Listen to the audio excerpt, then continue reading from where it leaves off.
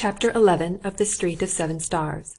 This recording is in the public domain. The Street of Seven Stars by Mary Roberts Rinehart. Chapter 11.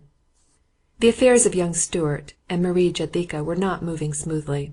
Having rented their apartment to the Boyers, and through Marie's frugality and the extra month's wages at Christmas, which was Marie's annual perquisite, being temporarily in funds, the sky seemed clear enough, and Walter Stuart started on his holiday with a comfortable sense of financial security. Mrs. Boyer, shown over the flat by Stuart during Marie's temporary exile in the apartment across the hall, was captivated by the comfort of the little suite and by its order. Her housewifery mind, restless with long inactivity in a pension, seized on the bright pans of Marie's kitchen and the promise of the brick and sheet iron stove. She disapproved of Stuart, having heard strange stories of him, but there was nothing bacchanal or suspicious about this orderly establishment. Mrs. Boyer was a placid, motherly-looking woman, torn from her church and her card club, her grown children, her household gods of 30 years' accumulation, that Frank might catch up with his profession. She had explained it rather tremulously at home. "Father wants to go," she said. "You children are big enough now to be left. He always wanted to do it, but we couldn't go while you were little." "But, mother," expostulated the oldest girl, "when you are so afraid of the ocean, and a year!" "What is to be will be," she had replied. "If I'm going to be drowned, I'll be drowned, whether it's in the sea or in a bathtub, and I'll not let father go alone." Fatalism being their mother's last argument and always final, the children gave up. They let her go. More, they prepared for her so elaborate a wardrobe that the poor soul had had no excuse to purchase anything abroad. She had gone through Paris looking straight ahead, lest her eyes lead her into the temptation of the shops. In Vienna she wore her home-town outfit with determination, vaguely conscious that the women about her had more style, were different. She priced unsuitable garments wistfully, and went home to her trunks full of best materials that would never wear out. The children, knowing her, had bought the best. To this couple, then, Stuart had rented his apartment. It is hard to say by what psychology he found their respectability so satisfactory. It was as though his own status gained by it. He had much the same feeling about the order and decency with which Marie managed the apartment, as if irregularity were thus regularized. Marie had met him once for a walk along the Graben. She had worn an experimental touch of rouge under a veil, and fine lines were drawn under her blue eyes, darkening them. She had looked very pretty, rather frightened. Stuart had sent her home and had sulked for an entire evening. So a curious thing is the mind masculine, such an order of disorder, so conventional its defiance of convention. Stuart breaking the law and trying to keep the letter. On the day they left for Semmering, Marie was up at dawn. There was much to do. The house must be left clean and shining. There must be no feminine gewgaws to reveal to the Frau Doktor that it was not a purely masculine establishment. At the last moment, so late that it sent her heart into her mouth, she happened on the box of rouge hidden from Stuart's watchful eyes. She gave it to the milk girl. Finally she folded her meagre wardrobe and placed it in the Herr Doktor's American trunk. A marvel, that trunk, so firm, so heavy, bound with iron, and with her own clothing she packed Stuart's, the dress suit he had worn once to the embassy, a hat that folded, strange American shoes, and books, always books. The Herr Doktor would be studying at Semmering. When all was in readiness and Stuart was taking a final survey, Marie ran downstairs and summoned a cab. It did not occur to her to ask him to do it. Marie's small life was one of service, and besides there was an element in their relationship that no one but Marie suspected, and that she hid even from herself. She was very much in love with this indifferent American, this captious temporary god of her domestic altar. Such a contingency had never occurred to Stuart, but Peter, smoking gravely in the little apartment, had more than once caught a look in Marie's eyes as she turned them to the other man, and had surmised it. It made him uncomfortable. When the train was well under way, however, and he found no disturbing element among the 3 others in the compartment, Stuart relaxed. Semmering was a favourite resort with the American colony, but not until later in the winter.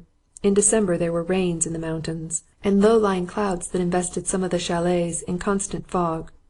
It was not until the middle of January that the little mountain train became crowded with tourists, knickerbockered men with knapsacks and jaunty feathers in their soft hats, boys carrying ski, women with alpine cloaks and iron-pointed sticks. Marie was childishly happy. It was the first real vacation of her life, and more than that she was going to Semmering, in the very shadow of the Racksalpe, the beloved mountain of the Viennese. Marie had seen the Racks all her life, as it towered 30 miles or so away above the plain. On peaceful Sundays, having climbed the cog railroad, she had seen its white head turn rosy in the setting sun, and once when a German tourist from Munich had handed her his field glass, she had even made out some of the crosses that showed where travellers had met their deaths. Now she would be very close. If the weather were good, she might even say a prayer in the chapel on its crest for the souls of those who had died. It was of a marvel, truly. So far one may go when one has money and leisure. The small, single-trucked railway carriages bumped and rattled up the mountain sides, always rising, always winding. There were moments when the track held to the cliffs only by gigantic fingers of steel, while far below were peaceful valleys and pink and blue houses and churches with gilded spires. There were vistas of snow peak and avalanche shed, and always there were tunnels. Marie, so wise in some things, was a child in others. She slid close to Stuart in the darkness and touched him for comfort. "It is so dark," she apologized, "and it frightens me, the mountain heart. In your America, have you so great mountains?" Stuart patted her hand, a patronizing touch that sent her blood racing. "Much larger," he said magnificently. "I haven't seen a hill in Europe I'd exchange for the Rockies. And when we cross the mountains there we use railway coaches. These toy railroads are a joke. At home we'd use them as streetcars." "Really, I should like to see America." "So should I." The conversation was taking a dangerous trend. Mention of America was apt to put the Herr Doctor in a bad humour, or to depress him, which was even worse. Marie, her hand still on his arm and not repulsed, became silent. At a small way station the 3 Germans in the compartment left the train. Stuart, lowering a window, bought from a boy on the platform beer and sausages and a bag of pretzels. As the train resumed its clanking progress, they ate luncheon, drinking the beer from the bottles and slicing the sausage with a penknife. It was a joyous trip, a red-letter day in the girl's rather sordid if not uneventful life. The Herr Doctor was pleased with her. He liked her hat, and when she flushed with pleasure, demanded proof that she was not rouged. Proof was forthcoming. She rubbed her cheeks vigorously with a handkerchief and produced in triumph its unreddened purity. "Thou suspicious one," she pouted. "I must take off the skin to assure thee. When the Herr Doctor says no rouge, I use none." "You're a good child." He stooped over and kissed one scarlet cheek, and then becoming very comfortable, and the beer having made him drowsy, he put his head in her lap and slept. When he awakened they were still higher. The snow peak towered above, and the valleys were dizzying. Semmering was getting near. They were frequently in darkness, and between the tunnels were long lines of granite avalanche sheds. The little passage of the car was full of tourists looking down. "We are very close, I am sure," an American girl was just saying outside the doorway. "See, isn't that the Kurhaus? There, it is lost again."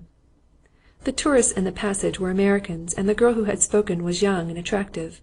Stuart noticed them for the first time, and moved to a more decorous distance from Marie. Marie Jedlicka took her cue and lapsed into silence, but her thoughts were busy. Perhaps this girl was going to Semmering also, and the Herr Doctor would meet her. But that was foolish. There were other resorts besides Semmering, and in the little villa to which they went there would be no Americans. It was childish to worry about a girl whose back and profile only she had seen. Also profiles were deceptive. There was the matter of the ears. Marie's ears were small and set close to her head.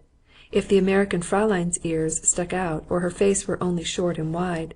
But no, the American Fräulein turned and glanced once swiftly into the compartment. She was quite lovely. Stuart thought so too. He got up with a great show of stretching and yawning and lounged into the passage. He did not speak to the girl. Marie noted that with some comfort.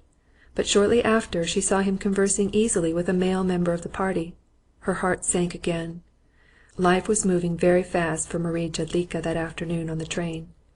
Stuart was duly presented to the party of Americans and offered his own cards, bowing from the waist and clicking his heels together, a German custom he had picked up. The girl was impressed. Marie saw that.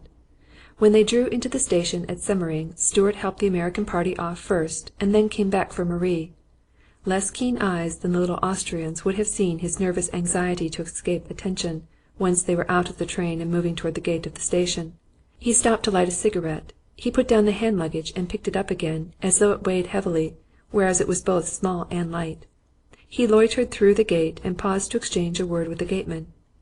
The result was, of course, that the Americans were in a sleigh and well up the mountain-side, before Stuart and Marie were seated side by side, in a straw-lined sledge, their luggage about them, a robe over their knees, and a noisy driver high above them on the driving seat. Stuart spoke to her then, the first time for half an hour. Marie found some comfort. The villas at Semmering were scattered wide over the mountain breast, set in deep clumps of evergreens, hidden from the roads and from each other by trees and shrubbery separated by valleys.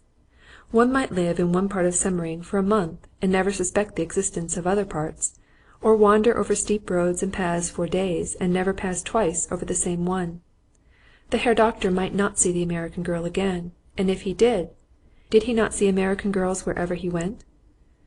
The sleigh climbed on. It seemed they would never stop climbing. Below in the valley, twilight already reigned, a twilight of blue shadows, of cows with bells wandering home over frosty fields, of houses with dark faces that opened an eye of lamplight as one looked. Across the valley and far above, Marie pointed without words. Her small heart was very full. Greater than she had ever dreamed it, steeper, more beautiful, more deadly, and crowned with its sunset hue of rose, was the Rax. Even Stuart lost his look of irritation as he gazed with her. He reached over and covered both her hands with his large one under the robe. The sleigh climbed steadily. Marie Jedlicka, in a sort of ecstasy, leaned back and watched the mountain. Its crown faded from rose to gold, from gold to purple with a thread of black. There was a shadow on the side that looked like a cross. Marie stopped the sleigh at a wayside shrine, and getting out knelt to say a prayer for the travellers who had died on the Rax. They had taken a room at a small villa where board was cheap, and where the guests were usually Germans of the thriftier sort from Bavaria. Both the season and the modest character of the establishment promised them quiet and seclusion. To Marie the house seemed the epitome of elegance, even luxury. It clung to a steep hillside. Their room, on the third floor, looked out from the back of the building, over the valley which fell away almost sheer from beneath their windows. A tiny balcony outside, with access to it by a door from the bedroom, looked far down on the tops of tall pines. It made Marie dizzy. She was cheerful again, and busy. The American trunk was to be unpacked and the Herr Doctor's things put away, his shoes in rows as he liked them, and his shaving materials laid out on the washstand. Then there was a new dress to put on, that she might do him credit at supper. Stuart's bad humour had returned. He complained of the room and the draught under the balcony door. The light was wrong for shaving.